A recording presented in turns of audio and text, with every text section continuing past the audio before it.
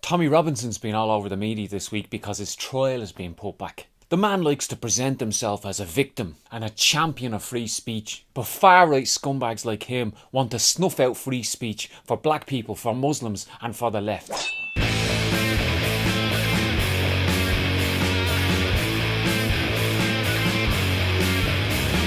Tommy Robinson denies that he's a Nazi, but he was a member of the BNP, a Nazi party. He marches with Nazis, he's supported by Nazis, he has the endorsement of international Nazis. He even says things that Nazis say, but it's okay because he assures us that he's not a Nazi. And he's become a poster boy for the growing alt-right movement and the growing far-right. He manufactured a situation where he went and filmed Muslims who were on trial for child sex abuse, knowing that he'd be arrested and knowing that he'd be put in jail.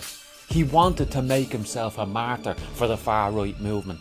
His antics have nothing to do with defending victims of child sex abuse and everything to do with the promotion of himself and his rotten movement.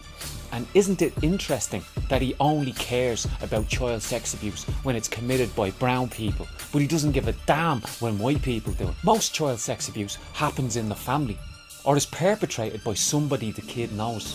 But I suppose that wouldn't give Tommy Robinson an excuse to build a street movement. One of the Rotherham child abuse survivors, Sammy Woodhouse, spoke out against Robinson. She said it's not just Muslims who commit child sex abuse. The majority of cases are white people, where life was made a living hell by supporters of Tommy Robinson.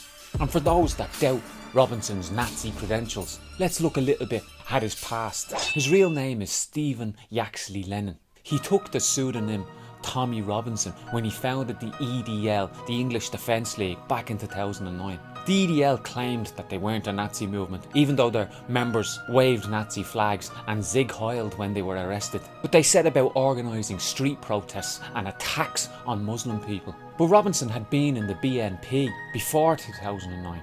And two of the people that helped him with his social media were previous members of the BNP, Chris Renton and David Cooling. Robinson organised a race riot in Hanley and Stoke-on-Trent in 2010, and even the Nazi terrorist group Combat 18 joined in with the demo. But even though the EDL tried to reach out to football fans and people from poorer backgrounds, Robinson had the backing of very rich and wealthy people. The EDL was founded in the flat of Alan Ayling. Ayling had worked for Pacific Capital Investment and was connected to the far right in Sweden.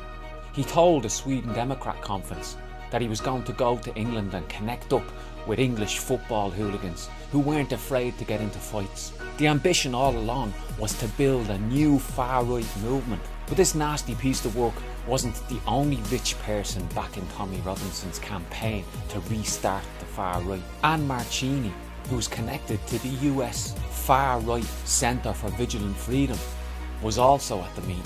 And the pro-Israel think tank, the Middle East Forum, has been paying Tommy Robinson's legal fees. I suppose supporters of apartheid Israel will support anybody that stirs up hatred towards Muslims. Robinson quit the EDL in 2013 because protests by anti-racists had driven them back. But it was only with the rise of the alt-right, the Trump election, and the formation of the Democratic Football Lads Alliance that Robinson began to regain ground. All he needed was a rallying point, so he got himself arrested. He made himself an international martyr for the Nazi and far-right movement. Scum from every corner of Britain descended on London this summer, where 15,000 of them marched saying "Free Tommy." The irony of 15,000 Nazis, far-right scumbags, marching with banners saying free speech. And yet if these people ever came to power, they want a one-party fascist state that would crush all free speech, that would crush all dissent. There'd be book burnings and migrants in camps. Tommy Robinson doesn't give a damn about victims of child sex abuse. He doesn't give a damn about free speech. He's a lifelong fascist, backed up by millionaires.